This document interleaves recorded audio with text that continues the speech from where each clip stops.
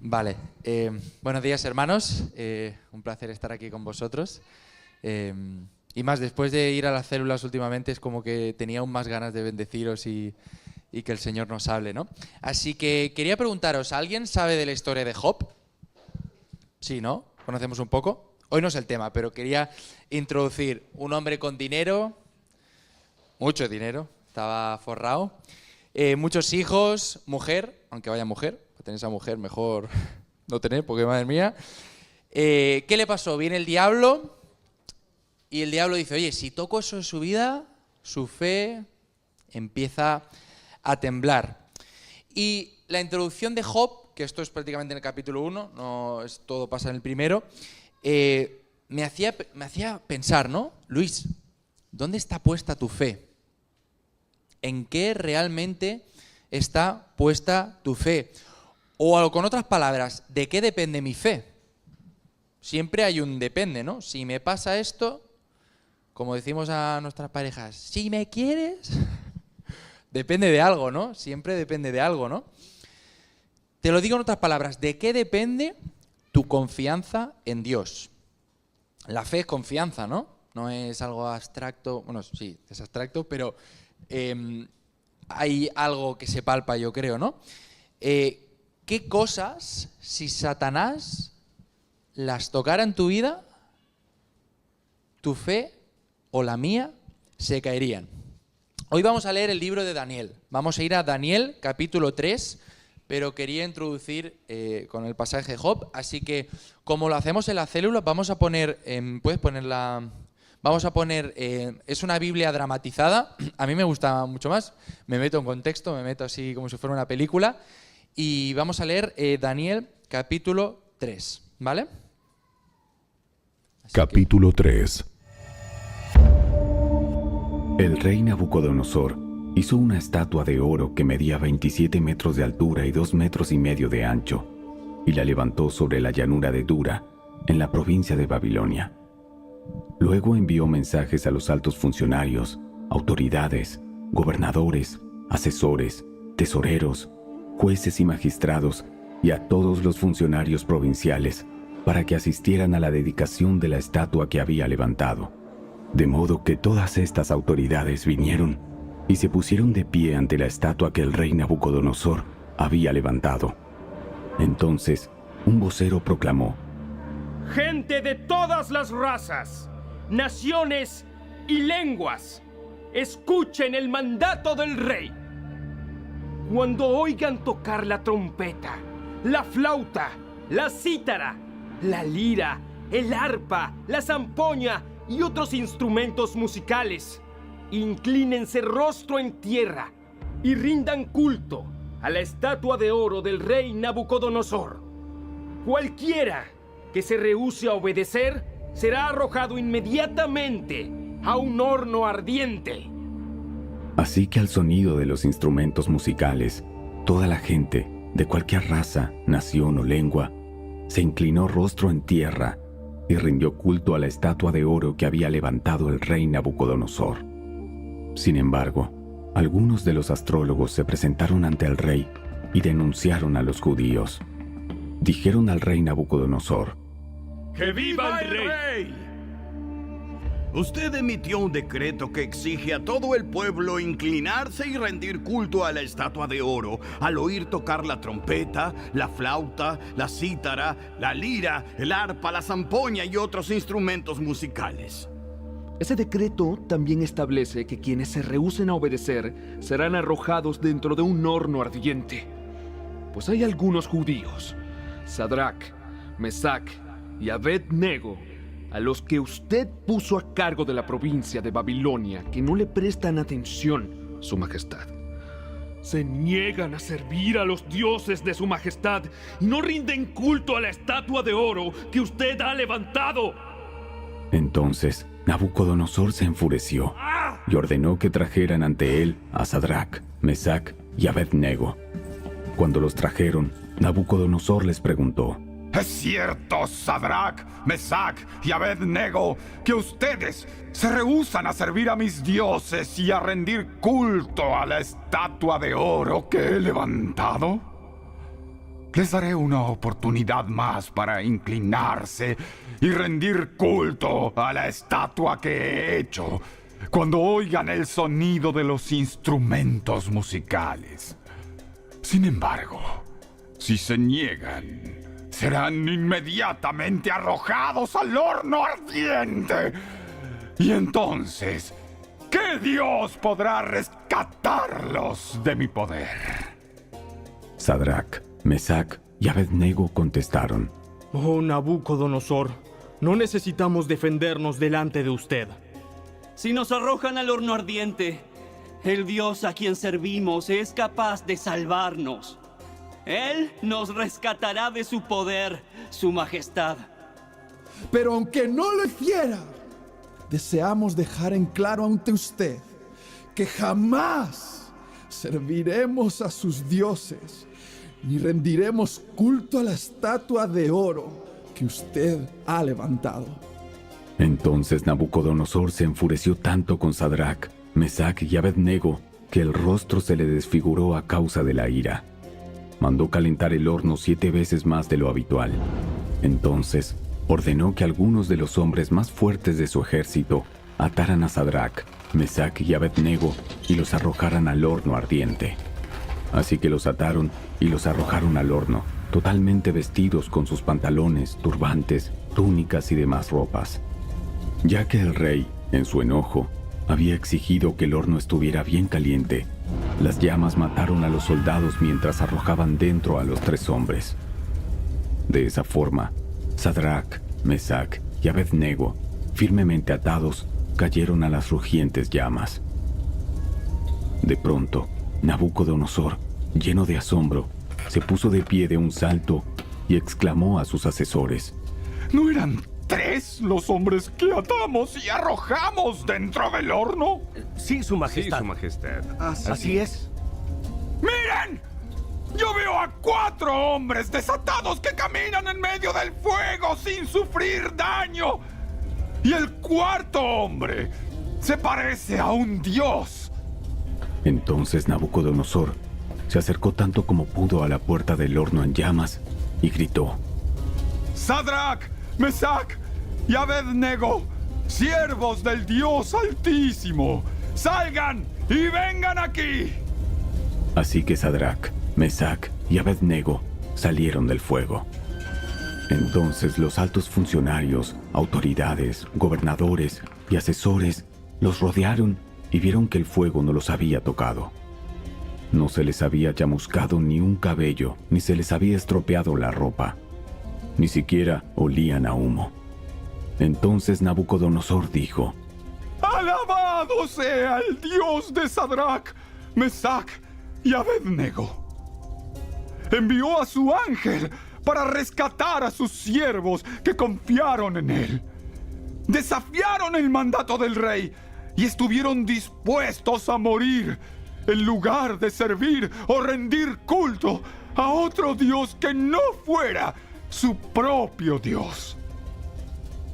Por lo tanto, yo decreto: si alguien, cualquiera sea su raza, nación o lengua, habla en contra del Dios de Sadrac, Mesac y Abednego, será despedazado y su casa será reducida a un montón de escombros. No hay otro Dios que pueda rescatar de esta manera. Luego el rey ascendió a Sadrac, Mesac y Abednego a puestos aún más altos en la provincia de Babilonia.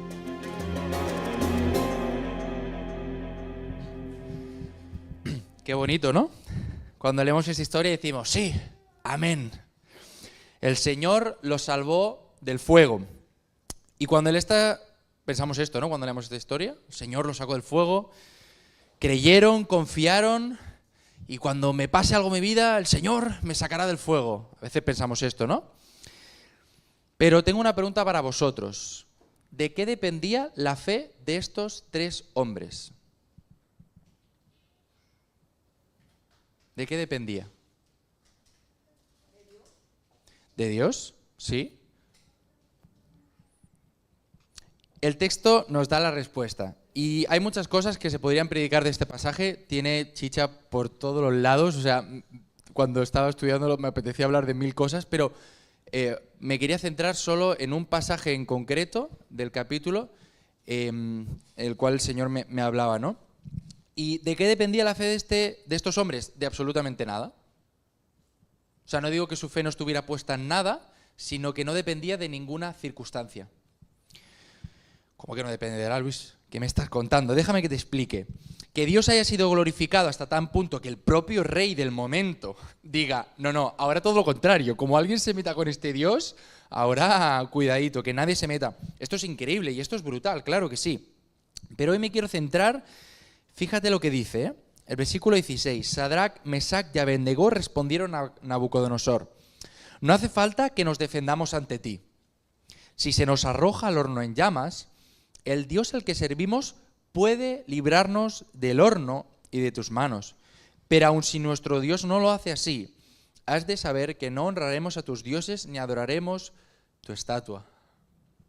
¿Se habéis fijado el detalle? Esto sí que es fe. Esto es una confianza sólida en el Dios en el que creían. Su fe no dependía de las circunstancias. En medio de una cultura de dioses e ídolos, que por cierto estamos en la misma, o sea, no hay nada de diferencia, hay estatuas que se levantan cada día pidiéndonos que les adoremos, es totalmente igual. Se les prestó una oportunidad de ser fieles en medio de esa circunstancia y no arrodillarse ante los dioses de la época, y eso a qué les llevó al fuego, cosa que también nos podría pasar a nosotros, ¿no? Por cierto, un fuego que estaba tan caliente que los que se chamuscaron fueron los guardias, que por cierto perdió a los más fuertes de su ejército. Dijo, pon a los más fuertes, que yo qué sé, para que los cojan más fuertemente o para que no se les escape, para tirarlos al fuego. Y los que se murieron fueron hasta los soldados de lo que ardía. O sea, imaginaos el fuego que salían. Pero el detalle interesante de mis hermanos en la fe, de Sadrac, Mesac y Abednego, es, dice, Dios puede, pero si no lo hace, seguiremos confiando en Él. No me lo estoy inventando yo, lo dice el versículo 16, 17 y 18. Dios puede, pero aun si no lo hace, yo voy a seguir confiando. Que si nos quemamos vivos, quémame vivo, pero yo confío en mi Dios. Ellos tenían claro que amaban a su Dios, amaban a Jehová, el único Dios, a Yahvé, y decían, le amamos a Él y preferimos servirle a Él que cualquiera de vuestros dioses que nos llevan a la ruina, ¿no? Que no son ni reales, ¿no? Pero que sepáis, que sepa Nabucodonosor, que si Él no nos salva, pues voy a seguir amándole a Él que a los tuyos. Y vuelvo a la pregunta del principio, ¿de qué depende nuestra fe? Porque a nosotros nos llega un problema y desconfiamos, ¿o no? Nunca nos pasa. Llega un problema y, Señor, gracias por la prueba, bendito sea. No siempre nos sale así. Hay veces que estamos fuertes, que estamos bien y a lo mejor sí, pero a menudo llega una cosa que Dios no actúa como yo esperaba, desconfío. O estoy loco, a mí me ha pasado, no sé si a vosotros os ha pasado, pero llega una enfermedad que Dios no sana. ¿Qué hago? Desconfío. Le pedimos a Dios cosas. Que si dame un novio, que si dame un esposo, cualquier cosa que le puedas pedir, cualquier cosa. Su respuesta es no, y cuando la respuesta de Dios no es como esperamos, tú y yo desconfiamos. Le pedimos un trabajo, el trabajo tarda en llegar. ¿Qué hay que hacer ahora? Desconfiar. No es que haya que hacerlo, pero es lo que hacemos a menudo. Y yo te hago una pregunta, ¿en qué tipo de Dios estás confiando? ¿En un Dios que los atributos de ese Dios los has puesto tú? ¿O el Dios que se presenta en la Biblia? ¿En un Dios en el que tú mandas y Él tiene que hacer lo que tú dices? ¿O en un Dios que yo soy su hijo, Él me llama hermano, también soy su siervo, ¿no? Pero no es el genio de la lámpara, no está para obedecer todo lo que yo le digo, ¿no? Si Dios no hace lo que yo quiero, a veces preferimos arrodillarnos ante la estatua, ¿no? Y a veces lo veo, ¿no? El Señor, quiero que lo relacionéis en el sentido del fuego, ¿no? Que ellos dijeron, si Dios no lo hace, yo seguiré confiando. O sea, aunque Dios no actúe como a mí me gustaría que Él actuara, yo voy a seguir confiando. Y nosotros a veces hacemos todo lo contrario. El Señor dice, no te pongas con un novio no cristiano. ¿Qué es lo que hacemos cuando no llega la novia cristiana o el novio? Nos ponemos con un novio no cristiano, desconfiamos y lo hacemos, es lo más común, y acabamos apartándonos de la fe por eso. Yo lo he visto uno tras otro. Cuando Dios no nos da lo que nosotros queremos, en ocasiones nos adelantamos y empezamos a desconfiar. Y de hecho, cuando hacemos eso, lo que le decimos a Dios es, Señor, tú no te preocupes, que mi plan es mejor que el tuyo. Se lo decimos así, porque si yo hago eso es porque creo que esa es la mejor decisión, ¿no? Entonces le digo, Dios, tranquilo, tú no sabes. La novia no cristiana no pasa nada, ¿sí o no? O cualquier tema que nos venga a la cabeza, ¿no? Pero el punto es, creemos en el Dios de la Biblia, que se presenta con sus atributos, que es soberano, ojo, que también nos ama y también nos cuida, o en el Dios que tú y yo nos hemos construido. Y es curioso porque nuestra fe a menudo depende de tantas circunstancias. Cada uno tenemos nuestras luchas, ¿no? Llega un tipo de prueba y a lo mejor para otro esto no es nada, pero para el otro es como, ostras, esto para mí es muy difícil y desconfío, ¿no? Y yo creo que deberíamos predicar más a menudo, amo a Dios, haga o no haga lo que le pido, ¿no? ¿Cómo era la canción? Era antigua. Los deseos de mi corazón. Y siempre estamos pensando que sí o sí el Señor va a darnos absolutamente todos los deseos de nuestro corazón, ¿no? Pero estos tres hombres, repito el versículo, si se nos arroja al horno en llamas, el Dios al que servimos puede librarnos del horno y de tus manos. Pero aun si nuestro Dios no lo hace así, has de saber que no honraremos a tus dioses ni adoraremos a tu estatua. O sea, estos tres hombres decía Dios, si tú no haces el milagro, yo te sigo amando. Si puestos a elegir, es un caso diferente, porque en este caso, o sea, estaban combatiendo con la idolatría en ese sentido, pero quiero aplicarlo a nuestras vidas, ¿no? De cuando nosotros le pedimos algo, sea esposa, novia, los ejemplos que he puesto antes, estos hombres seguirían confiando en el Señor, ¿no? Entonces, me parece curioso que estos hombres confían en el Señor de tal manera, y bueno, y aún no había venido ni Jesús. O sea, el Dios Jehová ya se había mostrado una y otra vez en el pueblo, haciendo milagros, habiendo hecho 1001 cosas, y ya confiaban en lo que Dios había mostrado en ellos, ¿no? Pero no tenían ni a Jesús. Pero nosotros tenemos a Jesús, o sea, tenemos menos excusa aún, o sea, tenemos aún más evidencia más grande que Jesús. Y te vuelvo a hacer la pregunta, ¿de qué depende tu fe? ¿De qué depende mi fe hoy? Y ¿sabéis qué? A veces no se trata tanto de tener mucha fe. Hay un ejemplo que pone Tim Keller que me gusta mucho, no sé si lo he dicho en otra aplicación, pero me encanta y me ayuda a entenderlo, ¿no? Tú ahora estás en un acantilado, te estás cayendo, te vas a morir. Y cuando te estás cayendo, ves una ramita de maderita finita y pones muchísima fe en esa rama. Dices, no, es que si cojo esa rama, pero cuando coges esa rama, ¿qué le pasa a la rama? Se rompe. O sea, eso era finito que era obvio que se iba a romper, o sea, se veía la legua. Pero tú has puesto muchísima fe. No se trata tanto de tener esa muchísima fe, sino de tener una fe correcta. Porque yo a lo mejor veo una pedazo de viga de una construcción anterior que yo que sé que se haya derruido, yo veo una viga y pongo un poquito de fe, pero con que ponga un poquito de fe en esa viga yo me aguanto. No se cae. He tenido una fe correcta y con esto quiero hablar lo mismo que he dicho antes, ¿no? En qué Dios hemos creído, porque a veces nos enfadamos por cosas que Dios no es o bueno, creyendo que es el genio de la lámpara, ¿no? Pero para mí se trata de tener una fe correcta y mi invitación a hoy es que nuestra fe no esté puesta en ramitas, en cosas que se acaban rompiendo, que se caen.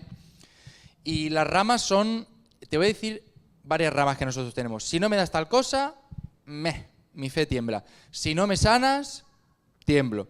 Si no me das el trabajo, tiemblo. Cualquiera de estas cosas. Pero deseo que hoy nuestra confianza esté en la viga de metal. ¿Y de qué viga te estoy hablando? Es de Jesús. Ni más ni menos. Ellos tenían una confianza sólida en el Dios que se le había mostrado y ahora yo quiero que nosotros apliquemos lo mismo para cuando llegue la idolatría, que en este caso es obvio que es idolatría. Yo lo he intentado aplicar a más términos de nuestra vida que se nos presentan, ¿no? Pero yo quiero que ahora, cuando llegue un problema, cuando vaya a llegar algo que se nos pone a prueba, que ahora nosotros vayamos a la evidencia más grande que tenemos. Que, por cierto, el pueblo de Israel creía en una evidencia sólida, ¿eh? ¿En qué tenían que creer? Recuerda que yo saqué. En todo el rato, si lees el Antiguo Testamento, es todo el rato lo mismo. Es, recuerda que yo te saqué de aquí. Recuerda que yo hice el milagro. O sea, que los del Antiguo Testamento tampoco no tenían una evidencia por un tubo, vamos. Tenían la nube, tenían... Madre mía. Si el propio ángel del Señor, que era Dios mismo, como decía Nabucodonosor, hay uno que es como un Dios, que seguramente sería el ángel de Jehová, ¿no? Entonces, mi deseo es que cuando hoy o mañana, porque van a venir, o sea, la vamos a pasar mal, tengamos nuestra fe sólida y correcta y que no dependa de nada como estos 3 hombres. O sea, a mí deseo, ojalá, me gustaría, ¿no?, que llegue una prueba, llegue o el día de mañana persecución, que nos llegue algo así de fuerte, pero que tú y yo podamos decir, pues llévame a la cárcel. Pero yo no voy a negar a mi Dios. Hombre, ahora lo diríamos todos, ¿no? Sí, yo, pero cuando llegue, ¿cuántos quedaríamos, no? Ojalá que todos permaneciéramos como estos 3 hombres, ¿no? Y por cierto, hay cosas de la Biblia que no entiendo. Este es mi 4º año de teología y aún así, ¿sabes qué? Hay cosas que no entiendo. O sea, no las entiendo. Llevo 4 años, pero no todo me cuadra. Hay cosas que digo, ¿por qué no has actuado de esta manera? ¿Por qué no has hecho de la otra? ¿Por qué no hiciste el milagro? ¿Por qué aquí sí que lo hiciste y conmigo no lo has hecho? ¿Por qué? No las entiendo. Pero mi fe, ¿sabes? Eso es lo curioso. Mi fe no está puesta en las cosas que no entiendo. Mi fe está puesta en una sola cosa. Mi Dios se hizo hombre. Jesús pagó por mis pecados y Jesús resucitó. Hermanos, ¿qué creemos? Sencillo, mi Dios se hizo hombre. El Dios hecho hombre llamado Jesús murió por mis pecados y resucitó al 3er día. Y aquí está mi viga. Mi fe será pequeñita, como el hombre que dijo, Señor, tengo fe, pero dame fe porque tengo poca y está con esa lucha, ¿no? Pero está en eso. Mi Dios se hizo hombre, mi Dios murió en una cruz y mi Dios resucitó al 3er día. Repetidlo conmigo. Mi Dios se hizo hombre, mi Dios murió en una cruz y mi Dios resucitó de los muertos. Ahí está nuestra fe. Resumen. Dice 1 Corintios 2, del 1 al 2. Yo mismo, hermanos, cuando fui a anunciaros el testimonio de Dios, no lo hice con gran elocuencia y sabiduría. Me propuse más bien, estando entre vosotros, no saber cosa alguna excepto a Jesucristo y de este crucificado. Pablo tenía claro, no, yo tengo una cosa en mente y este es en el que creo y esto es lo más importante. Que nuestra fe esté puesta en Jesús y este crucificado y este que resucitó, porque la tumba está vacía, ¿eh? Pero te hago una pregunta. ¿Qué hubiera pasado si Dios no les hubiera librado del fuego? ¿Qué les hubiera pasado a estos 3 hombres si Dios no les hubiera librado del fuego? Te hago una pregunta. ¿Dios sería malo? Pensarlo, responderemos tu corazón. ¿Dios sería malo si en vez de haber aparecido con ese ángel, haberlos protegido, que no ni olían, ¿eh? Imaginaos, si yo voy a una barbacoa y eso ya te huele toda la ropa, ni les olía, o sea, estaban totalmente protegidos. ¿Qué hubiera pasado si no hubieran recibido protección a estos hombres? Vale, ¿y a esos hombres qué les hubiera pasado? Se hubieran muerto. ¿Y esos hombres dónde iban? Al cielo con su Señor, con el Dios en el que habían confiado. Si Dios no les hubiera librado, hubieran empezado a disfrutar desde ese momento la eternidad con Dios. Que Dios tan malo, ¿eh? Que a veces... Y lo que quiero aquí enfatizar es que Dios ya nos ha dado la solución más importante. Y te hago una pregunta, ¿qué es lo peor que le puede pasar a un cristiano? ¿Morirse? Eso es lo mejor. No tomemos malas decisiones para ir más rápido a eso, pero ¿qué ganas hay de estar con el Señor y disfrutar de su presencia? Pero el punto es que estos hombres se hubieran ido a la eternidad. Y mi deseo, mi oración es que a partir de hoy, cuando nos suceda algo, nuestra oración sea como la de estos 3 hombres. Señor, me gustaría que hicieras esto, me gustaría que cambiaras a este amigo mío, me gustaría que transformaras a mi hijo, me gustaría que transformaras a mi esposa, me gustaría que transformaras a 1000 personas que... Pero Señor, si no me lo das, yo seguiré confiando en ti. Y el Señor puede dar todas esas cosas, todo eso que necesitas, el coche que tanto anhela, sea lo que sea que le estés pidiendo. Pero Él ya te ha dado lo más importante, que es la vida eterna, ¿no? Por eso estos 3 hombres estaban más que asegurados. O sea, literalmente, ellos si la palmaban ya se iban con el Rey de Reyes. O sea, el día de mañana puede ser que nos persigan. Yo a veces, no soy en plan conspiromano de esos, pero a veces pienso que cada vez más el día de mañana en España también nos van a perseguir. O sea, de verdad, o sea, ya lo están haciendo con ciertas políticas. El otro día veíamos un vídeo de YouTube con Joana y es verdad, lo decía, ¿no? Se metieron con los católicos, con el burrito ese que pusieron, pero con nosotros se nos pueden meter, pero con otros no se pueden meter. Hay otras religiones que ya sería discurso de odio, pero para el cristianismo parece que les da igual, ¿no? Y cada vez más, bueno, en fin, no sé si nos perseguirán, pero en el caso que nos persigan, ya sabemos en quién creer. Cuando el día de mañana se nos presenten ídolos que quieren que nos postremos, que nos metamos en ese fango y que acabemos destruidos,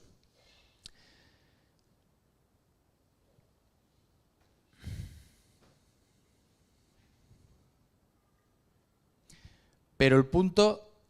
perdón, es que me estoy liando. Que es que no me quiero enrollar porque quiero hablar de cosas, pero no quiero que se alargue. Pero el punto es, si el día de mañana, ojalá que el Señor respondiera como el horno de fuego. Yo deseo que me sane, que haga todo lo que yo le pido. Pero es como que siempre predicamos de esas cosas, de como... O sea, siempre nos ponemos en el lugar del protagonista, ¿no? David y Goliat, y no, yo soy David. No, siempre nos ponemos en el héroe, ¿no? Y en esta historia han sido unos héroes estas 3 personas y han confiado y el Señor ha sido el que les ha rescatado, que por cierto, el que les rescató fue el Señor, no fue ellos. Pero mi deseo genuino es que al haber entendido lo que Jesús ya hizo y que ya ha cubierto lo más importante, no digo que no duela, pero que mi fe permanezca, ¿me entendéis? O sea, no estoy diciendo que sea fácil, no estoy diciendo que acepte la enfermedad de un ser querido, porque no la quiero. Mi mejor amigo tuvo cáncer y no estaba, ¡ay, qué bien, Señor, gracias! No me alegra, no es algo que me alegra. Pero mi fe no tambalea. Porque digo, vale, Señor, tú a lo mejor no le sanaste, pero Él se va al cielo contigo. Señor, tú a lo mejor no haces lo que yo te pido, pero yo me voy a la eternidad contigo. O sea, Dios no está siendo malo.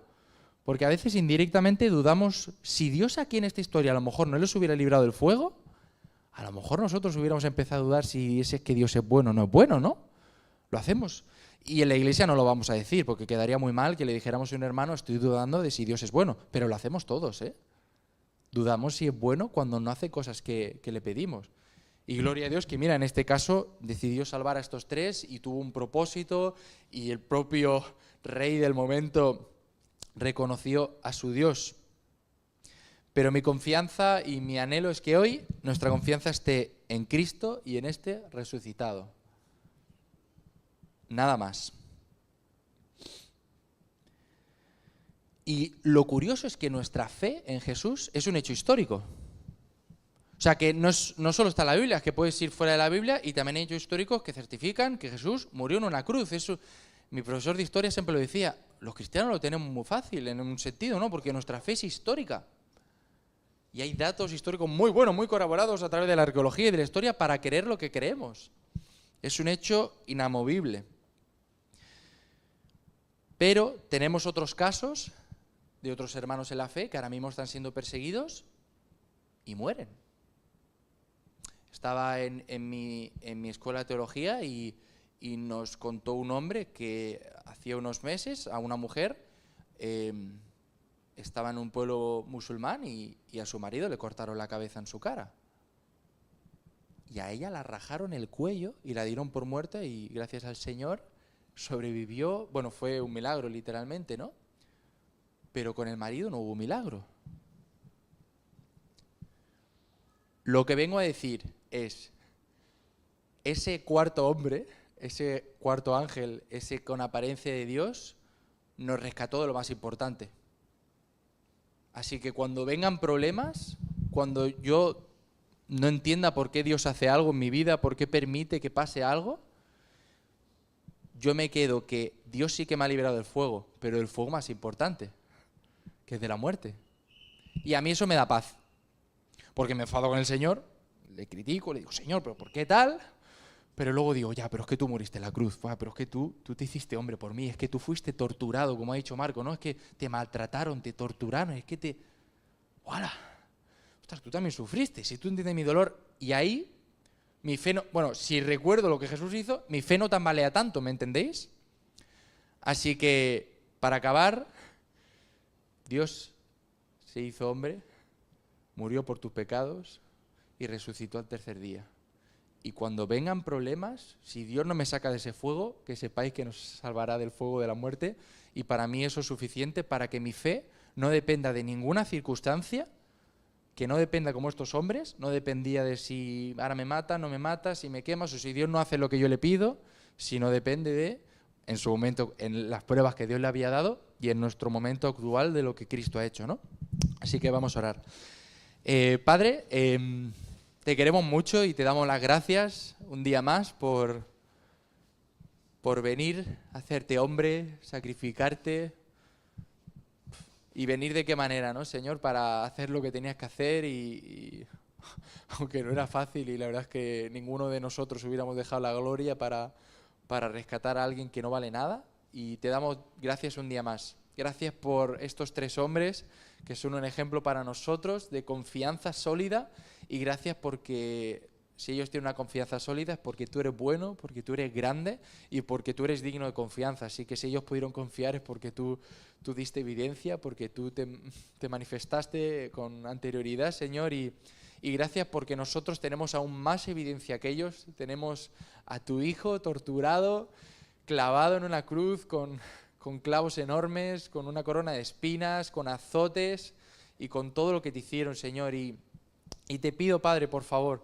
que bueno, a lo mejor ahora estamos bien, Señor, y nos va medianamente bien las cosas, pero te pido que cuando vengan las cosas malas, que por favor no dudemos de ti, que no adoremos o escojamos a otro ídolo, Señor, o otro Dios al que arrodillarnos, sino que sigamos escogiéndote a ti y nuestra fe dependa solo de tu Hijo, Señor. Por favor, que no se nos olvide, ponlo en nuestra mente, cuando vayamos a quejarnos a ti, cuando vayamos a criticarte, cuando vayamos a no entender algo de cómo tú actúas y no espero que actúes de esa manera y espero que me libres como a estos cuatro hombres, te pido por favor que tu Espíritu Santo nos recuerde a tu Hijo, Señor, y que eso nos traiga sanidad, que eso nos traiga paz, que eso nos traiga plenitud y obviamente consuelo, ¿no? Porque es curioso como tú también estás en medio del fuego cuando lo pasamos mal, tú nos acompañas también en consuelo, en amor y bueno, eres grande, Señor, y te lo queremos decir hoy un día más. Te amamos, Señor. En tu nombre, amén.